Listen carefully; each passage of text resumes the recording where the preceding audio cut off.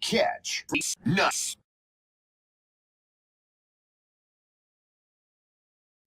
Warning, the following show features stunts performed either by professionals or under the supervision of professionals.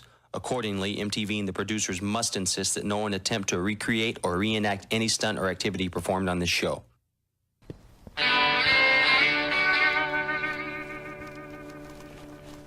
Name?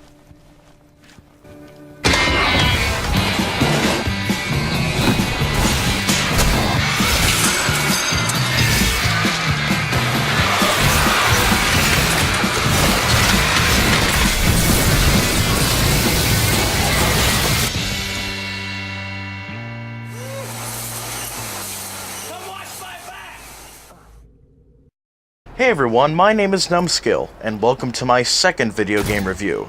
This is for Destiny Rise of Iron. And by Rise of Iron, I mean the game as a whole, or at least the amount I've played.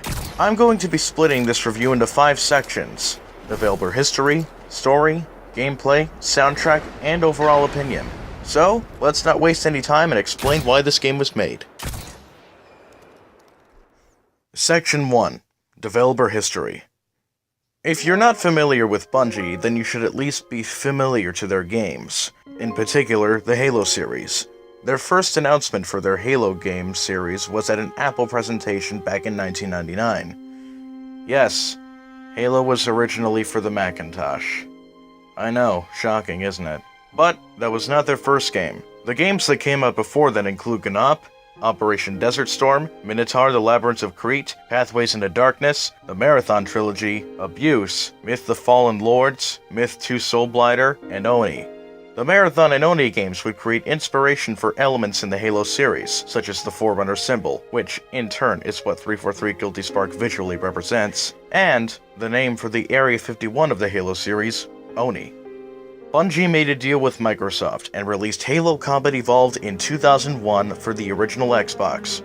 It would later get a PC release, along with its sequel Halo 2. These games are the only games in the main Halo series to ever get a PC re-release. And no, the Spartan Assault and Spartan Strike twin-stick games do not count. And although I'm happy there are Halo games on Steam, I was still expecting more. I'm sure you were too. The company Bungie made 5 Halo games: Halo Combat Evolved, Halo 2, Halo 3, Halo 3 ODST, which is a fan favorite, and finally, Halo Reach, which would mark the end of their relationship with Microsoft. Oh, you're wondering why I didn't include Halo Wars? Well, that's because the company that made the game, Ensemble Studios, shut down in January 2009, about a month before their game Halo Wars even released. After Bungie left Microsoft, another company was already in place to keep the Halo series going. Enter 343 Industries, which obviously derived its name from 343 Guilty Spark. Talk about lazy naming, am I right? But we're not going to be going into full detail on what I think of 343 Industries and how they're dealing with the Halo IP. That is a subject for another time. Anyways, shortly after Bungie left, they approached Activision, of all companies, and made a 10-year deal, and from that deal came Destiny, a game with so much potential for story and immersive gameplay. And then this is what we got from it.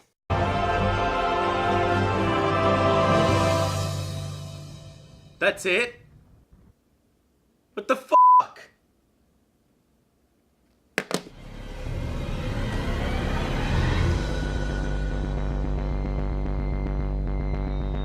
Son of a bitch! You done fucked it up! Bungie had even fired their most prominent composer, Martin O'Donnell, better known as Marty O'Donnell.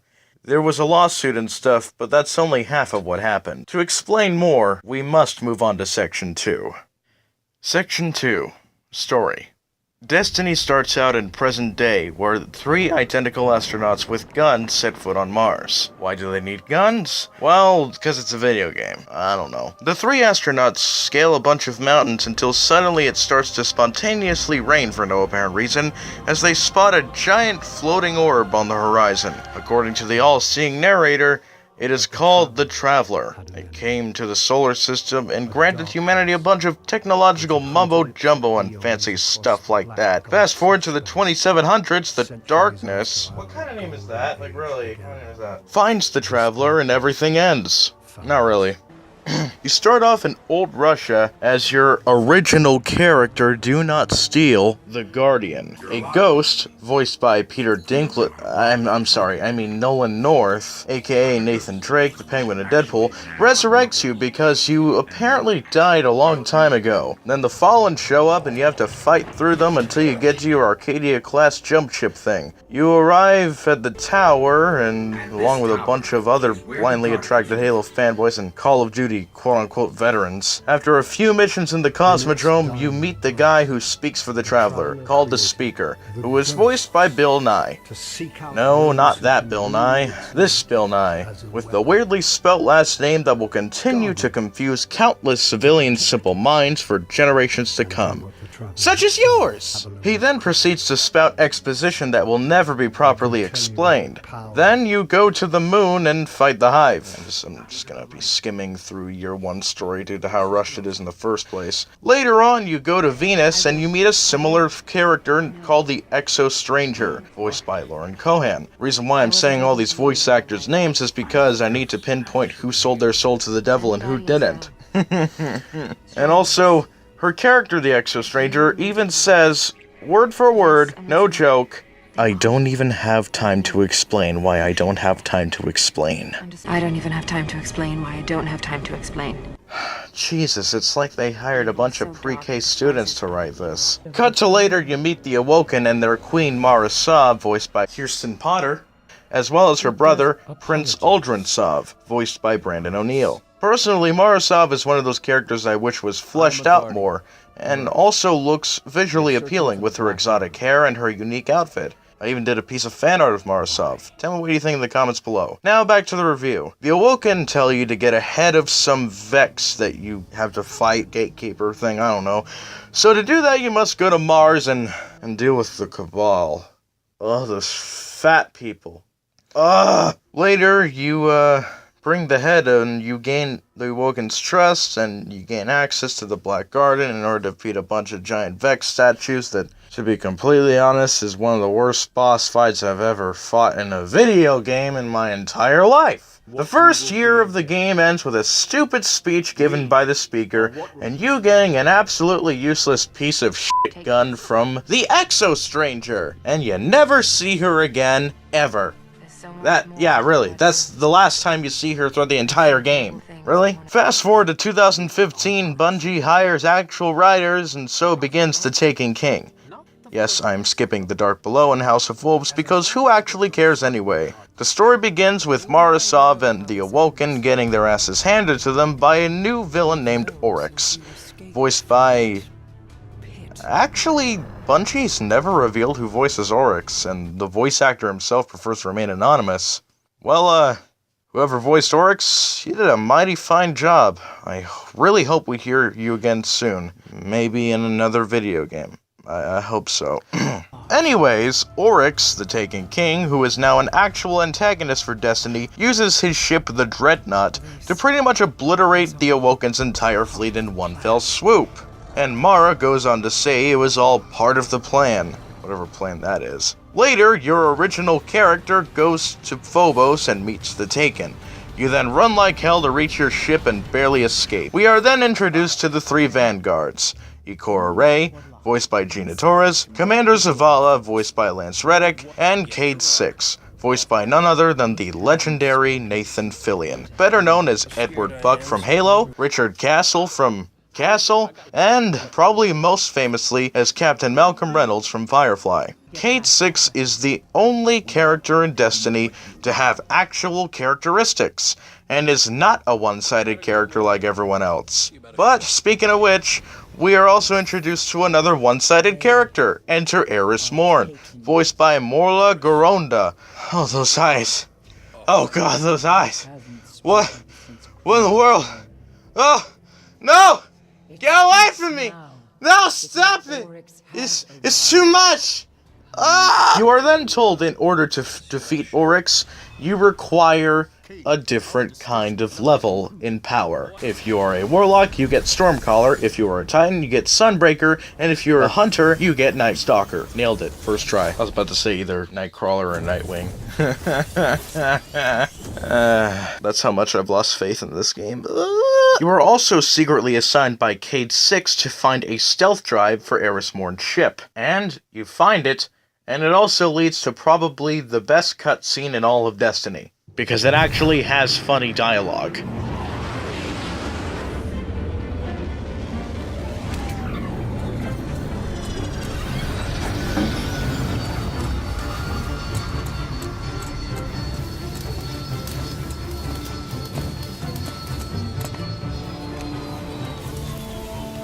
Maintenance pending.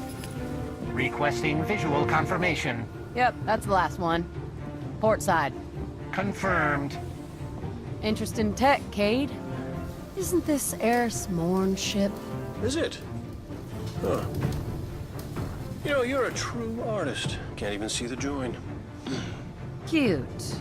But Zavala's got sign-off on all launches. Need a log while I'm letting it go. Stargazing tour? Okay. How about an unsanctioned op using modified stealth tech to infiltrate a dreadnought above Saturn's rings so we can knock out its weapons, create a transmat zone, and send in the cavalry?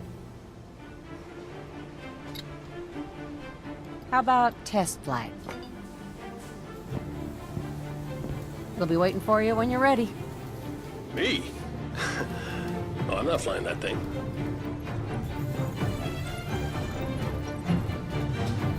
You see, Bungie? This is the one time you got it right. Out of all this, what happened?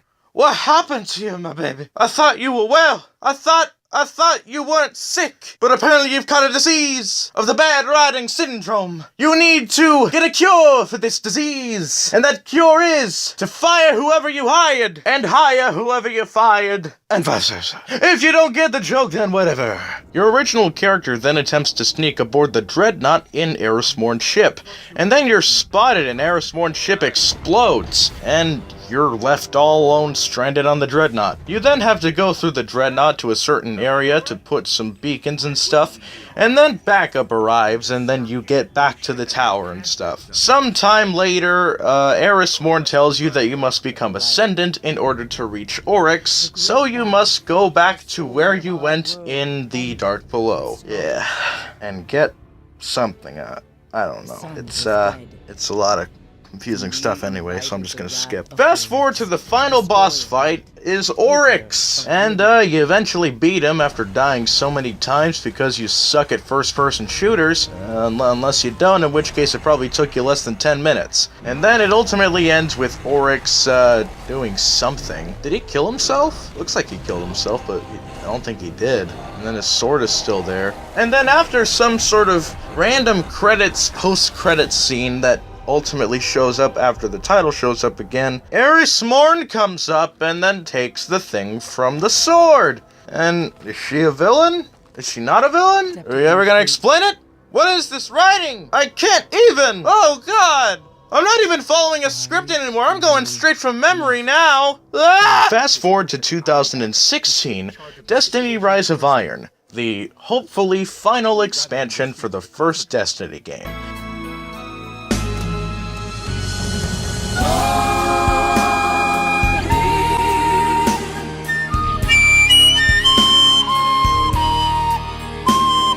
You start off once again as your original fan-made character that is definitely your own and not property of Bungie in any way whatsoever, and you end up in Felwinter Peak. What is Felwinter Peak? This thing, the place of the Iron Temple. You don't know what the Iron Temple is? Shut up, because I'm about to say. You then go to a cable car and get spontaneously shot by a bunch of fallen and stuff. You then have to jump out of the cable car, go up to the tower, and face Sepix Prime, which apparently you fought beforehand, and He's back and he looks redder than ever. My god, someone got a makeover. What did you do with your hair, my good sir? I think it looks absolutely fabulous. Why, thank you. I put a lot of work into it. I'm sure you did. You then temporarily beat Sepix Prime, and then, guess what? Lord Saladin shows up. Lord Saladin, voiced by not Peter Cullen, tries to say that you have done well and you've secured the area. And then Shiro messages him and says that there's more breaches of the Cosmodrome's wall, and then you go to the wall and say, oh god, whoa. What happened here? That's a giant hole in the wall. There's a giant hole in the wall right there. What's a giant hole in the wall there right there? You then proceed to find out what Siva is, and the Fallen have taken Siva into their own bloodstream and made them into Sivas. And it's Siva that coming. Well, look who's making bad puns now, you loser. Shut up, Sans. You then proceed into the Plague Lands and stuff. Excuse me. After completing a few other missions, you head back to the Iron Temple, where Lord Saladin finally explains once and for all why Iron Lords are Iron Lords and what the hell Iron Lords are. When the ghosts first found us, those who were chosen were blessed with power, but not wisdom. The Iron Lords came together in search of a solution to mankind's struggles. Why are you not shutting up? This entire conversation drags on for at least 3 minutes. And it's a one-sided one, because your character doesn't even talk. He didn't even talk in the last one. Wait, why do you say that? Huh? You got something against the player speaking? Huh? What's good? What's good? You wanna go? You wanna go, Bungie? You wanna go right now? Okay, meet me at my place. 10 o'clock at the park. We'll do a little one-on-one, me and you. Just fisticuffs. Everyone's got some fisticuffs, and I'm gonna beat you up with some fisticuffs. I'll put the fisticuffs in your face. You're gonna have one of your eyes gouged out, and I'll be the winner, and I'll own Bungie, and I'll make a better game than you ever will. You losers. He then nears the end of the conversation and says that they haven't mastered Siva yet. This is all still new to them. They haven't mastered Siva yet. This is all still new to them. That is exactly what he says. You then go blindly back into battle, and sometime later you get to face the 2 or 3 of the Iron Lords, to be honest. Ultimately ending in the temporary destruction of Siva, and you becoming an Iron Lord. Yeah. Overall, the entire story's an absolute mess, and I hate it. The only parts I like are Lord Saladin's outfit and everything about Cage 6. That and the Iron Gallahorn and the Gallowing Sparrow. Those were worth it. Section 3. Gameplay. So, gameplay-wise, Destiny Rise of Iron plays like any other first-person shooter would, in first person. The controls when you're using the special abilities will also vary depending on what class you're using. I find the Warlock class to be one of my favorites, and it's one of the inspirations for some of my original ideas. If you want to know more about that, you can check out my DeviantArt, you lazy bones. So, what do I think of Destiny gameplay-wise? It's fun. I will not lie. It is a very fun game to play. I've been playing it a lot with my friends. We've even done like a few fun activities in the game. Me and a friend of mine even tried recreating a scene from Star Wars The Empire Strikes Back. Check it out. There's no escape. Don't make me destroy you. Luke, you do not yet realize your importance. You have only begun to discover your power. Join me, and I will complete your training. With our combined strength, we can end this destructive conflict and bring order to the galaxy. I'll never join you! If you only knew the power of the dark side. Obi-Wan never told you what happened to your father. He told me enough! He told me you killed him. No. I am your father.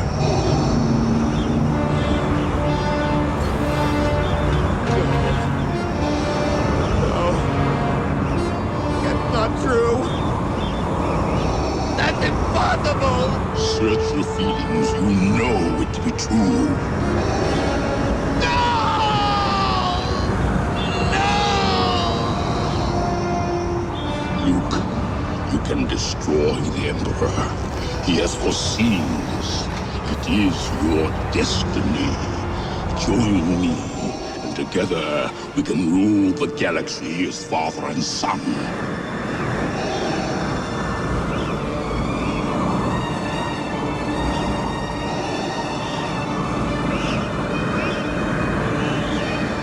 Come with me.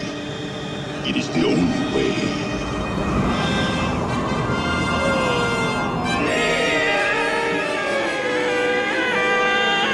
And let me tell you, that was actually fun. Overall, the game is fun if you do it a certain way. I won't be going into detail about some of the events in the game, but if I'm to sum up Festival of the Lost in one word, it would have to be, broomstick! It's a broomstick.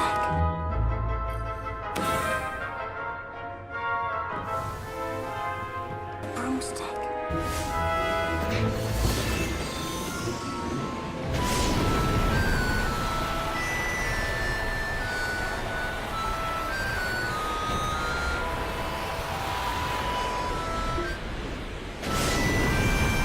Section 4.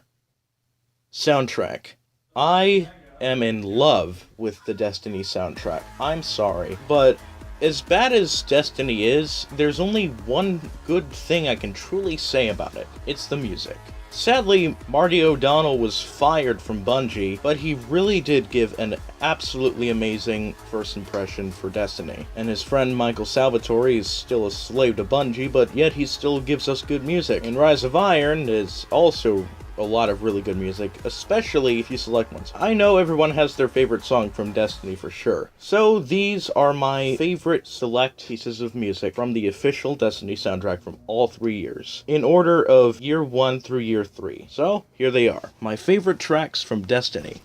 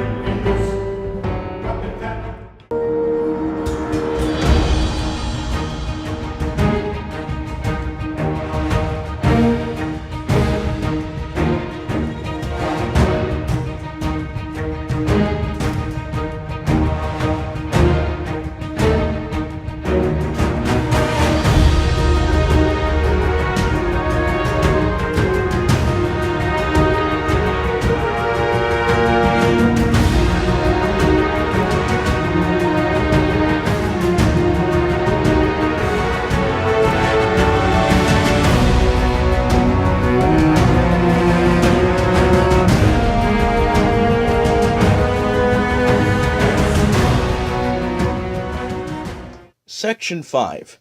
Overall opinion. So what do I give Destiny Rise of Iron as a whole? Honestly, I don't really know. It's not a good game, it's not a bad game either. I think it's one of those games you really have to judge for yourself. And in this case, I kinda do like it. There are a lot of things that I do love about Destiny. Some of the replayability factors are pretty high, especially when it comes to the sparrows, which, by the way, I swear to God, they stole the idea from the speeders and Return of the Jedi. The resemblance is beyond uncanny. And some of the performances in the video game are absolutely amazing. I really do like Nolan North as the Ghost, but I have always been curious as to, well, what Peter Dinklage sounded like. Well, thankfully, there are videos of his voice. Go to the internet and look up Peter Dinklage versus Nolan North, and you'll know what I mean. There are a lot of people calling his ghost the Dinklebot. I think that's a pretty catchy name on its own. So what do we call Nolan North? Nolanbot. Well, what else would you think of? I mean, really. So, my overall opinion on Destiny is... it's okay. It's not the best thing I've played, but it's okay. It's okay, yeah. Anyways, I hope you did enjoy this review of Destiny Rise of Iron. I haven't exactly been able to work on it due to recent events since high school, and well, I've been busy. So, thanks for watching, see you next video, #BreakTheUglies. If you want to play with me on Xbox Live, my Xbox One gamertag is GGMcG3, and if you pronounce it any other way, I will report you. And also, feel free to check out my DeviantArt, zeki-tech.deviantart.com. There I usually post art that I draw on paper, or digital art that was originally drawn on paper and I decide to edit. Overall, I've been drawing for a long time, and I think I've been really paying off. I don't really do any commissions, and I don't do requests either, unless you're a really close friend of mine, so yeah. Anyways, see you next review. The next review I'm doing is for a game that I've been waiting for since December of 2015. Batman the Telltale series. See you in 2017.